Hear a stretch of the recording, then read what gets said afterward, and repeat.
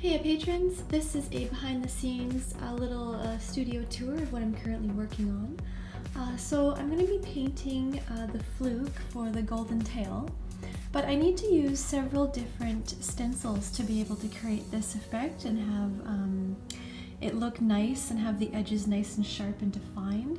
So the first one is I'm going to be laying down this stencil. This is actually the stencil I used to make the fluke in the first place. So we have to go into the spray booth. This opening is very tight. I can barely get in without ripping it. Ugh.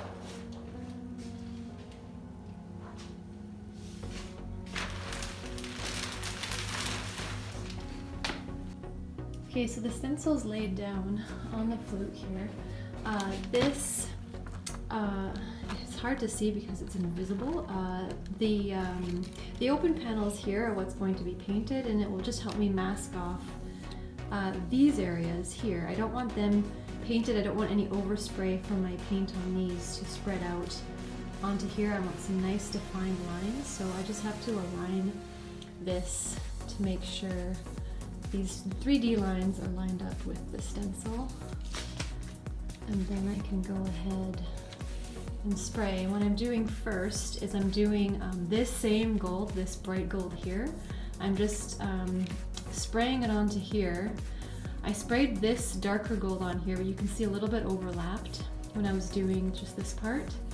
It's sprayed onto the sunburst a little bit, and I don't want that. I want to make sure it's nice and clean. So now I'm going to grab this bright gold again and just redo that part of the sunburst here.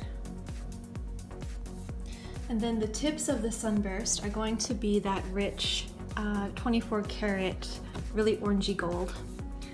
So it's going to gently blend back from the tips back this way. So I'm going to have this lovely blending where it's up here coming down, blending out on this side, but then the opposite happens and it blends up into the brighter gold on that side. And that's how I'm going to be able to create this effect with an airbrush gun. I also finished the Shattered Ice stencil. So this is going to go down on top of it. It's going to be blue, bright blue, all down on top of it here. And that is going to look real nice. Okay, it's a few days later, and now we're going to take off the stencil that I just used for the ice shatter effect.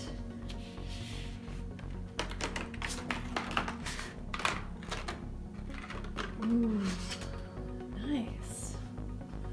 Very nice. Yeah, that worked really well.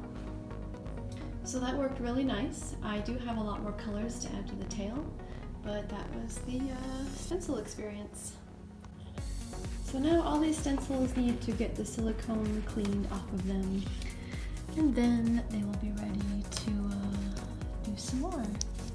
Just takes a little bit of scraping.